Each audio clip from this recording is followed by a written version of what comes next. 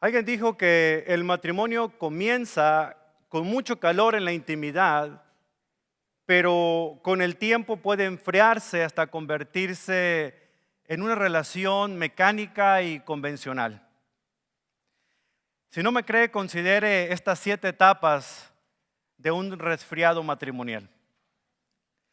En el primer año, cuando la pareja apenas está terminando su luna de miel, la esposa sufre un resfriado y el esposo le dice: amorcito, estoy preocupado por ti, nenita. Tu naricita está roja por ese resfriado que tienes. Será mejor llevarte al hospital para que te revise el médico y te dé algo para que te ayude a descansar. No me discutas, no te preocupes por cocinar tampoco. Ya hice arreglos con el restaurante italiano que tanto te gusta para que te traigan comida toda la semana. Tú descansa. Segundo año de matrimonio, el esposo dice: mira, cariño, me preocupa el sonido de tu voz. Ya llamé al doctor y viene para acá. Ahora ponte cómoda y pórtate como una buena niña. Métete a tu camita para que descanses el resto del día. Hazlo por mí, ¿quieres? Tercer año de matrimonio. Cariño, mejor acuéstate. No hay nada mejor que descansar cuando uno se siente de la patada. Te voy a preparar algo de comer. ¿Hay sopa enlatada? Cuarto año de matrimonio. Querida, sé sensata, por favor. Después de que les des de comer a los niños, laves los platos y me planches la ropa que voy a llevar mañana, puedes recostarte un ratito para que descanses. Quinto año de matrimonio. Mujer, ¿por qué no te tomas un par de aspirinas en vez de estarse quejando tanto? Sexto año de matrimonio. Oye, ¿por qué no te haces unas gárgaras de agua con sal o lo que sea en vez de estar tosiendo como una foca? En el séptimo año de matrimonio, ay, por el amor de Dios, mujer, estornuda para otro lado. ¿Qué quieres, que me dé una neumonía?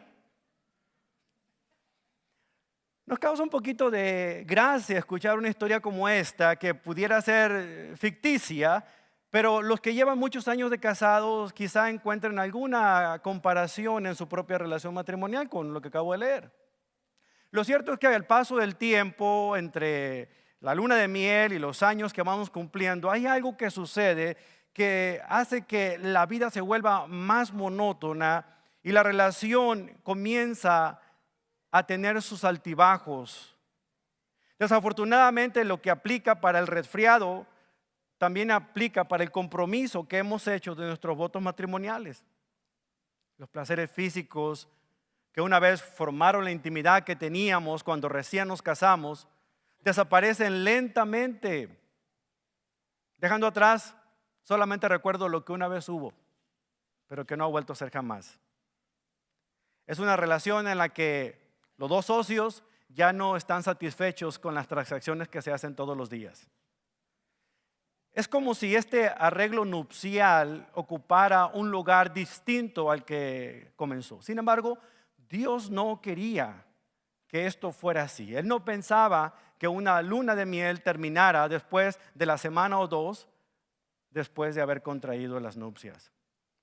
Es interesante cuando pensamos acerca de arreglos nupciales porque el matrimonio del gran reformador del siglo XVI, Martín Lutero, fue también un arreglo que él tuvo con quien llegó a ser su esposa, la ex monja Catalina de Bombora.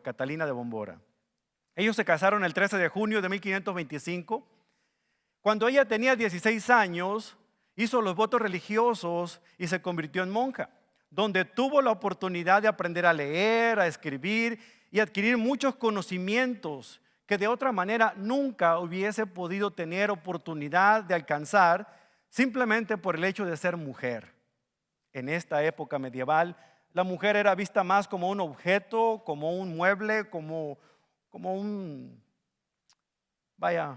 una molestia necesaria, por decirlo así. Pero Martín Lutero llegó a conocer más acerca de el encanto y la forma en la que Dios veía el matrimonio gracias a su estudio en las Sagradas Escrituras. Cuando Catalina de Bombora tenía 24 años de edad, estando en el convento donde estaba reclusa, escuchó el movimiento de la Reforma Protestante iniciada por Martín Lutero, y los aspectos de la Reforma llegaron a sus oídos a tal grado de que ella los creyó y se convirtió al Evangelio de Jesucristo, abandonando la justificación por obras en la fe del catolicismo romano en el que ella había crecido.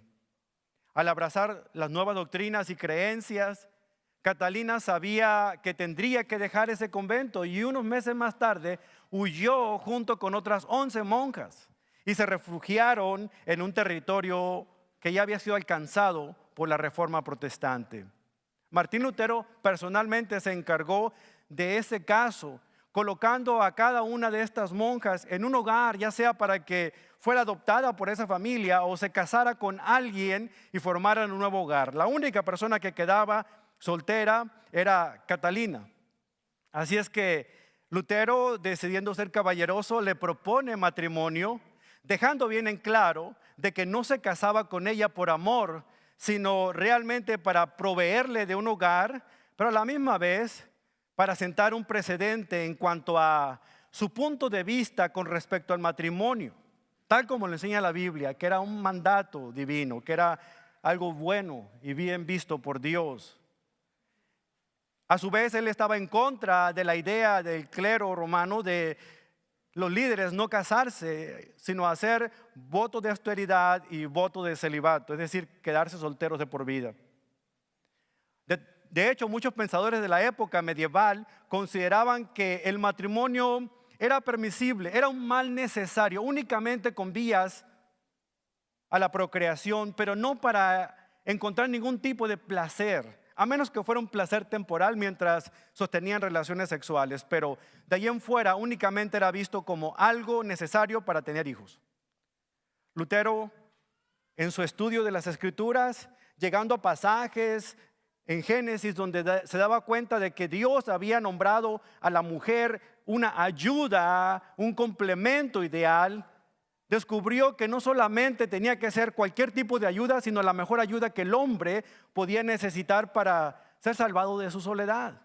Esa era la razón por la que él procuró casarse con Catalina y de esta manera poder vivir en carne propia los deleites de la vida matrimonial. En una ocasión, con humor, el humor característico de Martín Lutero, escribió en uno de sus diarios diciendo: mi matrimonio agradará a mi padre, irritará al papa, hará reír a los ángeles y hará llorar a los demonios. Realmente él consideraba que casarse era algo bueno y agradable a Dios. Bueno, cuando Catalina supo que verdaderamente iban a casarse, reflexionó y dijo: a partir de ahora ya no seré nunca más Catalina, la monja fugada. Seré la esposa del gran doctor Martín Lutero. Y todo lo que haga o diga yo será un reflejo de él. Pero esto debe ser lo que Dios quiere para mí, o nunca hubiera impulsado al doctor Lutero a pedirme matrimonio. Es como una tarea que Dios tiene para mí, la cual realizaré con gozo. Solo le pido a mi Dios que me mantenga humilde, me ayude a someterme y a ser una buena esposa para su siervo, el doctor Lutero.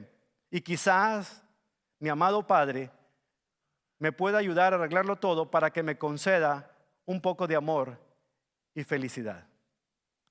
¿Saben?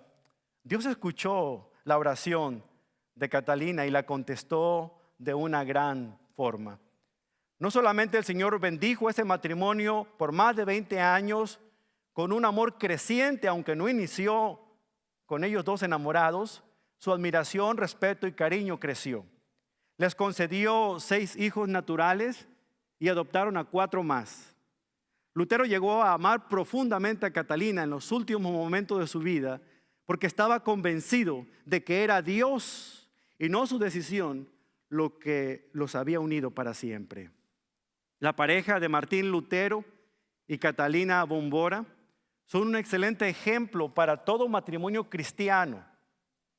No solamente eran afectuosos el uno al otro, se ayudaban mutuamente, ella cuidó de él era un hombre enfermizo y ella siempre lo atendía, sino que ella también trabajó hasta el cansancio para permitir que Martín Lutero pudiera servir a su Señor. Para ella, el que Martín Lutero sirviera al Señor era su propio servicio, atendiéndolo a él para quitarle cualquier otro tipo de distracciones. El hogar de los Lutero fue conocido no solamente por el cariño, el buen humor que se tenían, sino también porque eran muy hospitalarios. Constantemente, cada noche tenían a personas que se hospedaban con ellos, que venían a reunirse con ellos, estudiantes de él, para hacer preguntas teológicas y morales de la época. Las famosas charlas de sobremesa, que eran famosas en el hogar de los Lutero, fueron conocidas y muy respetadas por todos aquellos que les conocieron. Lutero afirmó que nadie puede tener una verdadera felicidad en el matrimonio si no reconoce primero con fe firme de que ese estado civil, junto con todo lo que conlleva estar casado, es agradable a Dios. Martín Lutero fue un gran ejemplo de lo que Proverbios 18:22 nos dice. El hombre que haya esposa encuentra un tesoro y recibe el favor del Señor. Es verdad, muchas personas tienen esposa, pero muy pocos realmente encuentran a una esposa. ¿Por qué digo esto? Porque muchas veces están ciegos y no se dan cuenta de que no solamente la esposa que Dios les ha dado, pero cómo se comportan con ella, ambas cosas son un regalo de Dios. Dios creó el matrimonio para disfrutarlo y para protegerlo como un tesoro, para cuidarlo hasta lo último, hasta que sus vidas sean separadas por la muerte. La idea central de esta meditación es la siguiente. Un matrimonio cristiano florece cuando el esposo y la esposa son llenos del Espíritu Santo y ambos reflejan la imagen de Cristo en su relación con la iglesia. Cuando un matrimonio cristiano es lleno del Espíritu Santo y ellos dos en conjunto reflejan el amor que Cristo tiene a la iglesia y la entrega que la iglesia tiene a Cristo, entonces podemos decir que ese matrimonio, esa relación, es una relación llena del Espíritu Santo. Muchos matrimonios comienzan con gran entusiasmo los primeros años, pero poco a poco se van enfriando. Al igual que un largo viaje, el matrimonio puede volverse aburrido, puede volverse cansado, siempre y cuando nosotros no estemos entendiendo lo que significa el matrimonio de acuerdo a lo que Dios dice en su palabra. Después de que pasa la luna de miel, la determinación por mantener vivos los votos matrimoniales se debilita. Es por eso que cada matrimonio debe tener una conciencia clara de que necesitamos reformar nuestro compromiso matrimonial en forma constante. Y en ningún lado se ve esto más claro, más que en las Escrituras. Así como la reforma protestante se fundamentó en la Biblia, la palabra de Dios, todo matrimonio para poder hacer una reforma a su compromiso marital debe fundamentarse en lo que dice la palabra de Dios. Específicamente lo que el apóstol Pablo dijo a los creyentes de Éfeso en Efesios capítulo 5, versículos 18 al 33. Vamos a meditar brevemente en estos pasajes. Busque por favor Efesios capítulo 5, versículo 18 al 33. La carta a los Efesios es fascinante, hermanos. Podemos dividirla claramente en dos secciones. Los primeros 3 capítulos nos hablan de doctrina, nos hablan acerca de cuál es nuestra posición en Cristo, nuestra relación con nuestro Señor Jesucristo, con Dios a través de lo que Cristo hizo en la cruz del Calvario. La segunda parte es más práctica, es la aplicación práctica de esa doctrina en la vida cotidiana. Nos habla de las relaciones que tenemos con las demás personas. Entonces, en forma vertical, los primeros 3 capítulos de Efesios mencionan nuestra relación con Dios Y la segunda parte de los capítulos 4 al 6 menciona la relación que debemos tener unos con otros como cristianos, como creyentes. El punto crucial se encuentra en Efesios 4:1 cuando el apóstol Pablo presenta la idea fundamental de la carta, donde dice: por lo tanto, yo, prisionero por servir al Señor, les suplico que lleven una vida digna del llamado que han recibido de Dios, porque en verdad han sido llamados. ¿Cuál es ese llamado? El contexto de esta carta nos lo dice. El privilegio maravilloso de ser nosotros el pueblo de Dios. Ese llamado. Dios nos ha escogido a usted y a mí como creyentes en Cristo Jesús para ser representantes de Cristo aquí en el mundo. Y adivine qué, escogió las relaciones interpersonales. Primeramente habla del matrimonio, luego habla de la relación padre-hijos y luego habla de la relación amo-esclavo para explicarle al mundo el tipo de relación que hay entre Dios Padre y su Hijo Jesucristo. No otra cosa más que el matrimonio cristiano puede reflejar la verdad del Evangelio, mostrándole al mundo la responsabilidad y la sujeción que hay entre Dios Padre y Dios Hijo. Así, el esposo y la esposa cristiana, por medio de su responsabilidad y sujeción mutua, pueden reflejar la verdad del Evangelio del amor de Dios. Dios ha escogido su matrimonio para hacer la obra misionera más impactante de la humanidad. Usted no necesita ir a un seminario para aprender esto. Únicamente necesita comprender lo que Pablo está diciendo aquí en esta carta a los Corintios. Fíjense que una de las funciones importantes del Espíritu Santo es desarrollar la unidad entre los creyentes en Cristo. El llamado nuestro entonces de reflejar la imagen de Cristo con la iglesia es nuestra responsabilidad de preservar esa unidad. Y lo vamos a hacer de una manera muy clara, siendo humildes, siendo amables, siendo pacientes. ¿Sigo con la lista? Estoy hablando, imagínense esto a la luz del matrimonio, siendo amables, siendo humildes, siendo pacientes el uno con el otro, siendo comprensivos y ante todas las cosas mantener el vínculo de la paz. Y no es otra cosa más que el amor que nos debemos tener unos a otros como cristianos. Es decir, que no solamente se aplica al matrimonio, sino cualquier tipo de relación personal que tengamos como cristianos que somos. Pero Pablo, siendo muy concreto, da ejemplos claros de cómo debe lucir esa unidad que debe haber en la fe, en el amor que nos tenemos, que dicho sea de paso, no es producida por nosotros, sino por el Espíritu Santo. Nuestro trabajo, nuestro llamado es a mantener la unidad. ¿Cómo? Siendo humildes, siendo pacientes, siendo comprensivos y siendo amantes de la paz.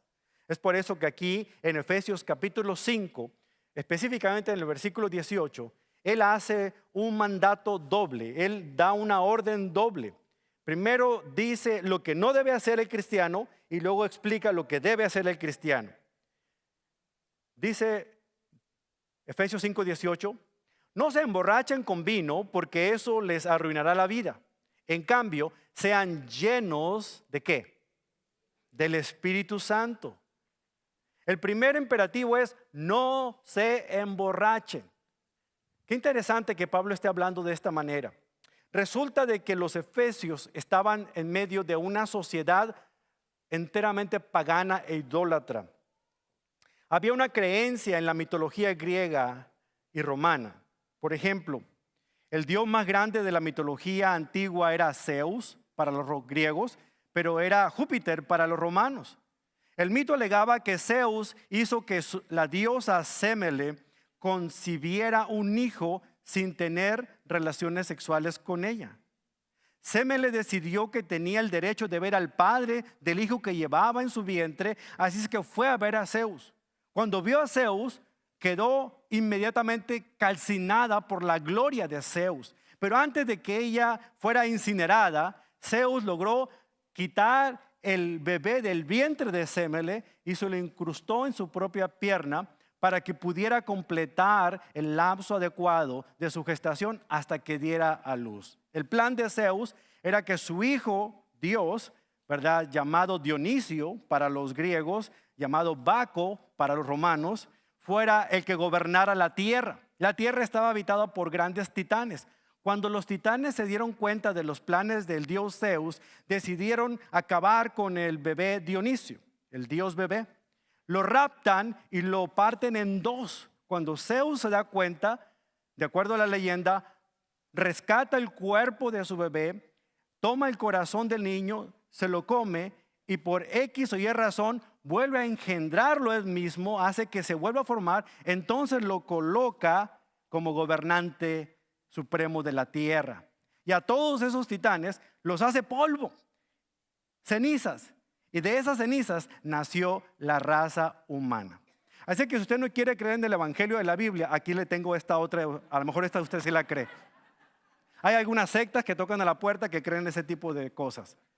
Pero vea, esta era la creencia que tenían los efesios y muchos cristianos de la iglesia de Éfeso creían exactamente esto porque ellos habían participado de los rituales que se ofrecían al dios Dionisio o Baco, que involucraba orgías, que involucraba mucha inmoralidad, que involucraba borracheras.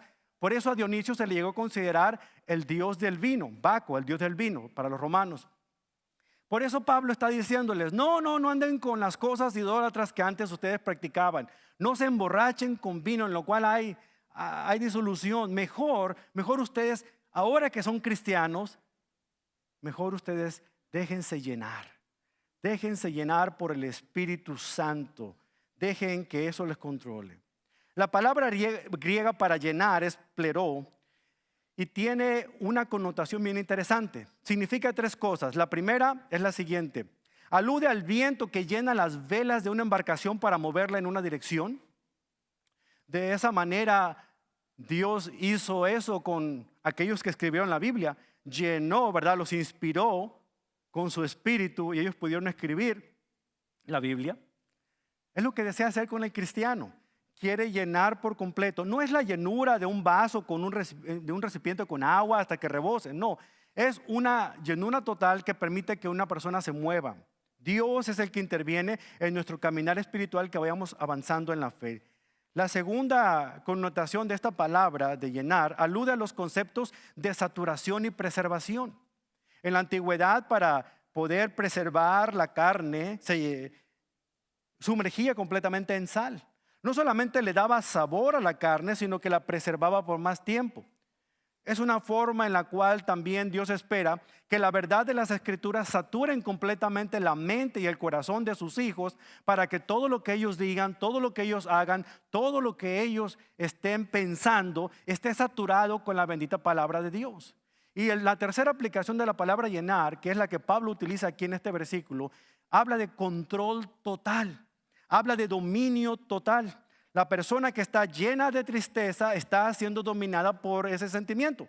La persona que está enojada está siendo dominada por esa emoción, ¿cierto? Bueno, Dios espera que como resultado de caminar espiritualmente, de nutrirnos de la palabra de Dios, nosotros podamos ser controlados, dominados por el Espíritu de Él, el Espíritu Santo. Por lo tanto, el cristiano debe, por razones obvias, ya que el Espíritu que lo llena es santo, el cristiano debiera vivir una vida santa.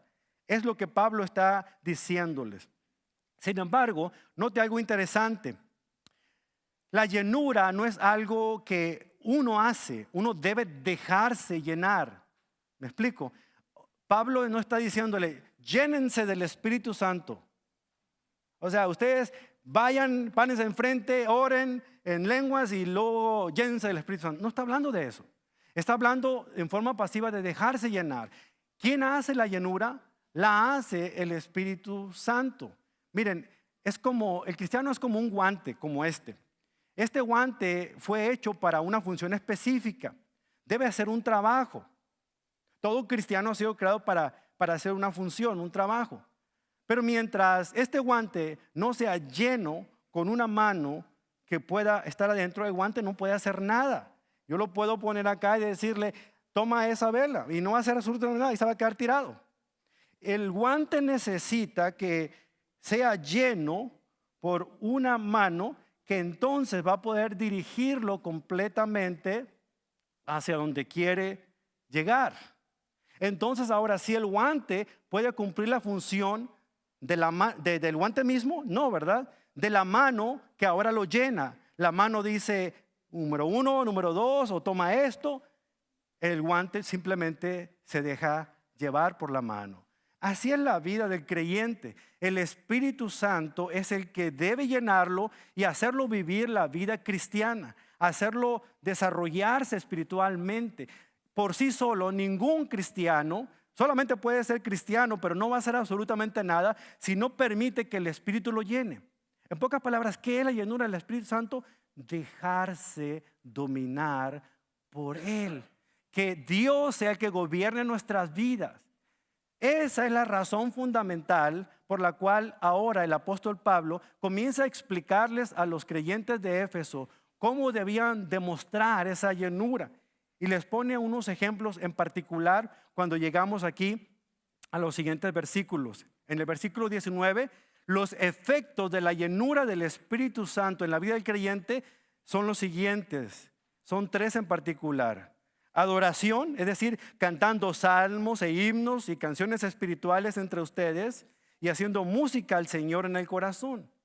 Un creyente que está lleno del Espíritu Santo, no importa lo que esté pasando, no importa las tristezas, no importa los problemas que hay en el matrimonio, por dentro hay un gozo que nadie se lo puede quitar, porque la llenura del Espíritu le permite encontrar gozo que se basa en Dios, no en las circunstancias. Produce una alabanza, produce un canto nuevo, ya sea salmos, ya sea himnos, ya sea cantos espirituales. La Biblia está llena de salmos, tenemos un himnario maravilloso en el Antiguo Testamento y muchos de ellos fueron poesía, fueron cantadas. Hubo himnos que cantaba la iglesia del primer siglo, himnos maravillosos como Filipenses 2 que habla acerca de la kenosis, lo que era el vaciamiento de Cristo cuando vino aquí a ser un ser humano. Es un himno que cantaba la iglesia. Pero también surgieron muchos cantos espirituales como en la época de la Reforma, cantos como Castillo fuerte es mi Dios y una serie de cantos espirituales. Cualquiera de estos deben de estar siempre en la mente y el corazón del creyente. Por eso es una muestra de una alabanza constante a Dios. Esa es una de las cosas que produce la llenura del Espíritu Santo. La segunda cosa que produce es acción de gracias. Acción de gracias. Debemos hablar con Dios, pero no nos debemos olvidar que nuestras peticiones que hagamos al Señor deben ser con acción de gracias. Dice, y den gracias por todo a Dios el Padre en el nombre de nuestro Señor Jesucristo. Cuenta una fábula que no es cierta, ¿verdad? Que 2 ángeles fueron enviados a la tierra para recoger las oraciones de los creyentes. Un ángel tuvo que hacer varios viajes porque era el ángel encargado de llevar las peticiones. Pero el ángel que llevaba las acciones de gracias con una mano sostenía todas las acciones de gracias de los cristianos. Es interesante y nos causará sorpresa, pero piense la siguiente vez que usted está hablando con Dios en oración y son más las peticiones que tiene que las acciones de gracias. Aquí nos está diciendo el apóstol Pablo que una persona que está llena del Espíritu Santo va a pedir menos cosas porque va a estar mucho más agradecida. Eso produce la llenura del Espíritu Santo. Y la tercera cosa importante, que es la parte medular al hablar del matrimonio, es que entre cristianos, entre hermanos y hermanas en la fe, debe haber un sometimiento mutuo. Fíjense lo que dice el versículo 21. Es más, sométanse unos a otros por reverencia a ¿quién? ¿Deben de someterse porque le cae bien el hermano o la hermana? No, ¿verdad? Se someten por reverencia al Señor. Él nos permite que tengamos esta relación unos con otros. Por lo tanto, tenemos que estar conscientes de eso en nuestras relaciones interpersonales. Y es ahí donde Pablo comienza a decir, por ejemplo, a partir del versículo 22, empieza a dar ejemplos bien prácticos de cómo el sometimiento entre los cristianos debe ser mutuo. Y el primer ejemplo que pone es en la pareja de casados. Habla con las esposas y los esposos y luego después habla con los padres que debe haber ese sometimiento con sus hijos mutuamente. Y finalmente termina hablando acerca de la relación empleado-empleador y finalmente la relación que tengamos con el mundo cuando provee la armadura que debe usar el creyente para enfrentarse a los ataques del enemigo en este mundo. Pero todo esto está en el marco de esta orden que está dando aquí en el versículo 21. Sométanse. Sométanse. Es una orden secundaria porque la orden principal era sean llenos. sean llenos, déjense llenar por el Espíritu Santo y sus vidas van a producir alabanza, sus vidas van a producir acción de gracias y sus vidas van a dar como resultado en forma natural un amor, una aceptación y un sometimiento mutuo como hijos e hijas de Dios. Entonces, cuando nos referimos a la relación esposa y esposo llenos del Espíritu Santo, fíjense la manera como el apóstol Pablo les explica a ellos que debían vivir sus vidas. Les dice aquí a las mujeres: para las esposas, el sometimiento, aunque no aparece en el original en griego, para las esposas el someterse a otro, en este caso a sus maridos, es esto: sométase cada una a su marido como al Señor, porque el marido es la cabeza de su esposa, como Cristo es la cabeza de la iglesia. Él es el salvador de su cuerpo, que es la iglesia. Así como la iglesia se somete a Cristo, de igual manera la esposa debe someterse en todo a su marido. Este es uno de los pasajes que más mal se ha interpretado en la historia desde que Pablo escribió este pasaje. Nadie que escuchó al apóstol Pablo malentendió lo que él estaba diciendo. Recuerden que es una carta. Cuando alguien lee una carta no saca pedacitos y solamente con el pedacito se conforma. La carta es el contexto general de ese pasaje. Aquí está hablando de la vida que debe tener el cristiano, el Hijo de Dios, en medio de la situación difícil que vive. Y aquí Pablo está diciéndoles: miren muchachos, para que me entiendan bien, ¿cómo deben someterse el uno al otro? Así como en la casa. La esposa se somete a su marido, así como la iglesia debe estar sometida a Cristo, porque lo respeta, porque lo reverencia, porque lo considera en alta estima. Pero el sometimiento al marido debe ser como al Señor. Esa es la implicación aquí. No se somete a cualquier hombre, como algunos trataron de explicarlo en la antigüedad. La mujer se debe someter únicamente a un hombre, y ese es su marido, siempre y cuando el sometimiento sea a Cristo, que es la autoridad máxima. La función del hombre va en determinación a la función que Dios quiere darle. Entendamos algo muy importante aquí, hermanos, porque si nosotros no entendemos esto, vamos a confundir este pasaje tan especial que tenía el apóstol Pablo. La igualdad de dignidad entre el hombre y la mujer no significa que los roles o los papeles que ellos desempeñen en su relación son idénticos. No. El hombre es llamado a ser cabeza de su familia. Siempre y cuando el hombre esté cumpliendo con la cabeza principal, que es Cristo, la mujer no va a tener ningún problema en someterse a la autoridad, en forma voluntaria, a la autoridad del marido, porque el marido está sometido a Cristo. Ahí es donde cambian las cosas cuando una mujer está casada con una persona que no es cristiana. Él no está sometido a Cristo. Su primer sometimiento es a Cristo.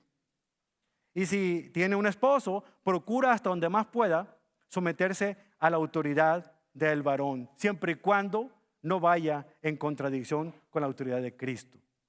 Eso es lo que está diciendo aquí el apóstol. La ilustración que pone es precisamente la iglesia y Cristo. La iglesia está sometida a Cristo en todo, da su vida por Él. Y esa es más o menos la implicación. Lo que significa de que autoridad en el hogar no es sinónimo de tiranía. Muchos hombres, muchos maestros de la Biblia, predicadores, empiezan a hablar con estas recomendaciones para el matrimonio empezando con el versículo 22. No podemos cometer ese error. Necesitamos comenzar con el versículo 18 porque ahí está el primer mandato, que es: sean llenos del Espíritu Santo, y las otras tres cosas se van a dar por sí solas porque uno ya está lleno del Espíritu Santo. La razón por la que tenemos problemas para aceptar el sometimiento de la mujer hacia el marido es porque nos hace falta ser llenos del Espíritu Santo para entender lo que Dios quiere decir. Porque no solamente es una orden a la esposa, sino es una orden al marido. En las siguientes palabras que da en el versículo 25, habla directamente al esposo, y pareciera que Pablo le carga más la mano a la mujer, pero cuando escucha cómo se refiere al hombre, el compromiso del varón, por ser un rol mucho más directo con Dios, es mucho más pesado. Fíjense lo que le dice al marido en el versículo 25. Para los maridos esto significa: ame cada uno a su esposa tal como Cristo amó a la iglesia. Él se entregó su vida por ella a fin de hacerla santa y limpia y lavarla mediante la purificación de la palabra de Dios. Lo hizo para presentársela a sí mismo como una iglesia gloriosa, sin mancha ni arruga, ni ningún otro defecto. Será en cambio santa e intachable. De la misma manera, dice, el marido debe amar a su esposa como ama a su propio cuerpo. Pues ningún hombre que ama a su esposa en realidad demuestra que se ama a sí mismo. Nadie odia su propio cuerpo, sino que lo alimenta y lo cuida como Cristo lo hace por la iglesia. Y nosotros somos miembros de su cuerpo, como dicen las Escrituras. El hombre deja a su padre y a su madre y se une a su esposa y los dos se convierten en uno solo. Este es un gran misterio, pero ilustra la manera en que Cristo y la iglesia son uno. Ese es el misterio que Pablo dice aquí. Ve el versículo 23. Por eso le repito, cada hombre debe amar a su esposa como se ama a sí mismo y la esposa debe respetar a su marido. En pocas palabras le está diciendo al hombre, tu amor por tu esposa debe ser como el amor que Cristo tiene hacia su iglesia. Debe ser sacrificial. ¿Sí? Debes de poner las necesidades de tu esposa por encima de tus propias necesidades. Y no nos confundamos, no solamente le manda al hombre que ame y a la mujer que respete. El amor y el respeto es mutuo. Los dos se demuestran el amor y el respeto de esta manera. La iglesia vive por su Cristo. Cristo está dispuesto a morir por su iglesia y lo hizo. El hombre debe estar incluso dispuesto a dar su vida por el amor hacia su esposa. La mujer debe vivir para el hombre debe morir por su esposa. Es la relación intrínseca que Pablo está tratando de resumir al decir cómo debe lucir ese sometimiento mutuo en la relación matrimonial. Muchas veces nosotros cometemos el error de separar esto y empezar a hablar de amor y respeto, y decimos, bueno, mientras mi esposa no me respete, yo no le demuestro cariño. O a veces decimos, yo no le voy a respetar a él hasta que no sienta que soy amada. Y así empezamos con un ciclo vicioso donde nadie está cediendo y los dos se vuelven orgullosos y nadie está cumpliendo con esta orden divina. Cuando realmente nuestro amor y nuestro respeto es como a Cristo, es a Él. Él es el ejemplo, Él es la medida. Ahora, Pablo dice, ustedes por sus propias fuerzas no lo van a poder hacer solos. Por eso necesitan ser llenos.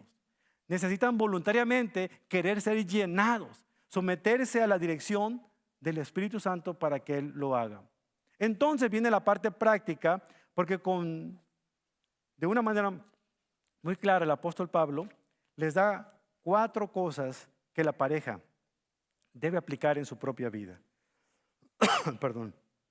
En primer lugar, sacrificio.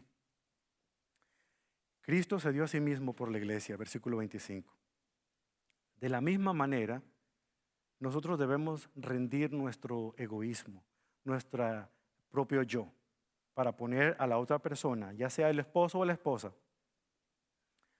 antes que mis propias necesidades. Miren, es muy sencillo.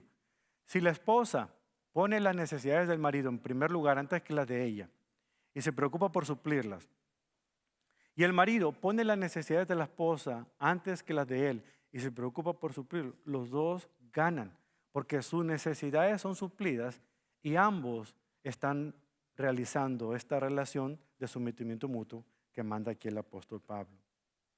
Por eso, aunque el sacrificio duela, el sacrificio debe hacerse en amor, voluntario, no a la fuerza. Una persona que está llena del Espíritu Santo voluntariamente se someterá hacia su cónyuge porque lo está haciendo hacia el Señor. Como el ejemplo de Catalina Bombora que dice, voy a poner las necesidades de Martín en primer lugar porque al hacerlo estoy poniendo las necesidades de mi Cristo en primer lugar. Es como ella lo interpretó, es como Pablo lo está explicando aquí para con nosotros. Entonces la siguiente vez que usted crea que se está sacrificando por el mequetrefe de marido que tiene, por el querido marido que tiene, piense en esto. No está sacrificándose por él, está haciéndolo por su Señor, sometiéndose voluntariamente al liderazgo que tiene el hombre en la casa. La siguiente vez que usted se sacrifique por su esposa, no lo hace específicamente por ella, aunque nunca le dé las gracias. lo hace por el Señor. Y usted lo traduce en la manera como demuestra su amor, el preocuparse y cuidarla en todo aspecto a ella. Entonces, sacrificio. Segundo, santificación.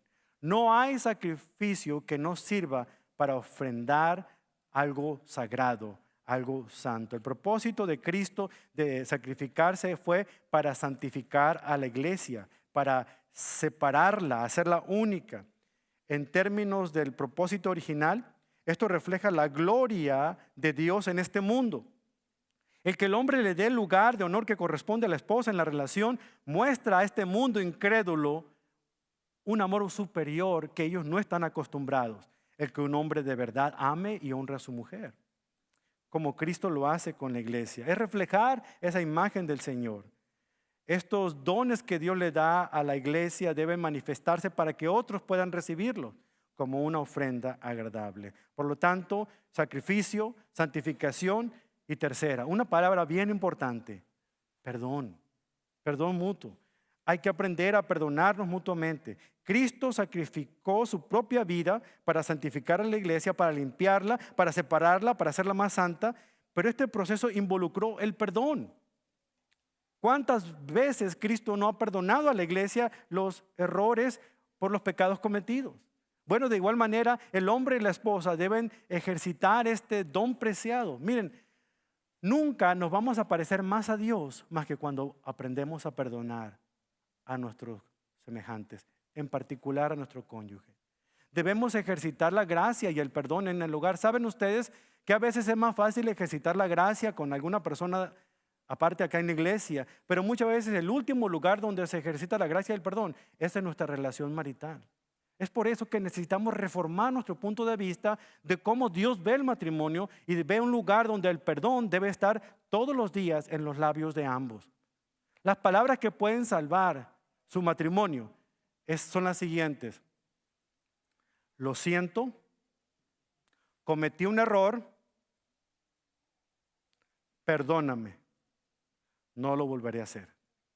Si usted aprende estas 4 frases y las utiliza a diario en su relación marital, usted se va a dar cuenta, diciéndolas de corazón, cómo logra cosas increíbles en esa relación que usted tiene con su pareja. Y finalmente, las 3 cosas dan como resultado la número 4. Hay una honra mutua. Aquí el apóstol Pedro está diciéndole a los esposos en 1 de Pedro capítulo 3:7, un versículo paralelo a Efesios 5, está enfatizando que el honor a la esposa es como a un vaso más frágil, lo que da por sentado de que también el hombre es frágil. La mujer por constitución normal es diferente al varón. No es que sea el sexo débil, es simplemente que la conformación física de ella es más frágil. ¿A poco usted no se siente como el superhéroe en la casa cuando la esposa llega con el tarro de aceitunas y le dice, cariño, ¿me abres por favor que yo no puedo? Usted hace como yo. Lo bueno es que ella me compró una toallita muy buena que cuando se pone arriba lo agarra, y ya con eso me hace sentir como el superhéroe que debo ser en mi casa para mi esposa. No, la honra es mutua, porque honrando a nuestras esposas realmente nosotros estamos declarando una verdad importante que Pedro dijo y Pablo está enfatizando aquí en Efesios. Ellas son coherederas juntamente con nosotros de la gracia divina. Nosotros juntos reflejamos la imagen de Dios y en la relación matrimonial estamos mostrando al mundo realmente la relación que Dios Padre tiene con Dios Hijo. Dios Padre honra a su Hijo y el Hijo siempre honra al Padre. No hay división, no hay competencias entre ellos. Si usted ora al Padre, el Hijo no se siente mal. A veces me dicen alguna, Padre, papá, como me quieran llamar. Me dice, ¿cómo podemos orar? ¿Oramos a Dios Padre o Dios Hijo? No, ora a quien sea. Ellos saben muy bien a quién le corresponde el crédito es de Dios. En el matrimonio debería ser lo mismo. Cuando alguien exalta a la esposa y dice, qué buena mujer tienes, uno no debe sentirse mal porque me están diciendo que mi esposa es maravillosa, hermosa y aparte de ello muy inteligente, porque ¿saben qué? Al lado de un buen hombre está una buena mujer. Me está exaltando a mí también. Cuando alguien me dice a mí, qué buen predicador es usted, pastor, está exaltando a mi esposa porque gracias a ella yo puedo de alguna otra manera estudiar como corresponde. Somos un equipo. estoy bromeando con ustedes, pero lo que me estoy refiriendo es que la honra tiene que ser mutua en la relación. Es lo que aquí está explicando el apóstol Pablo en ese sentido. Entonces, si logramos hacer estas 4 cosas, entonces estamos cumpliendo con un propósito fundamental y entendiendo lo que este misterio de la relación de Dios con su Hijo Jesucristo se puede desplegar en la relación matrimonial del hombre y la mujer. Un amor sacrificial, un amor santificador y un amor que satisface en todos los sentidos. ¿Cómo lo podemos hacer? Sacrificándonos, aprendiendo el valor del sacrificio, santificando a la otra persona. Es decir, esta persona es la persona en quien yo voy a poner mis ojos y la única persona en quien yo voy a admirar, a elogiar y a tener en alta estima, perdonándonos mutuamente y finalmente honrándonos mutuamente. Recuerden, la orden fundamental de todo este pasaje es que nos dejemos llenar por el Espíritu Santo. Entonces podemos nosotros estar en condiciones de cumplir el propósito para el cual hemos sido llamados. Vamos a poder preservar la unidad que debe haber aquí. Una unidad que el Espíritu Santo ya produjo, pero la tarea suya y mía como hijos de Dios es preservarla. ¿Cómo? Siendo humildes, sometiéndonos unos a otros y alabando al Señor en todos los aspectos. Vamos a hablar con nuestro Dios. Nuestro Padre, gracias infinitas por el amor que usted nos tiene. Por darnos a conocer, Señor, que no hay absolutamente nada en este mundo en el que vivimos que pueda ocultarse de su mirada. Gracias, bendito Dios, por habernos sellado con su Espíritu Santo cuando nosotros creímos en Jesucristo como nuestro Salvador. Gracias por haber venido a vivir en nosotros cuando nos bautizó como hijos suyos dentro del cuerpo de Cristo. Ahora, la orden constante en tiempo presente debe ser que debemos dejarnos llenar por ese Espíritu. Debemos dejarnos dominar por ese Espíritu. Debemos dejarnos impregnar, empujar por ese Espíritu. Porque solamente con el Espíritu dominando todo nuestro ser podemos tener una relación matrimonial que honre su santo nombre.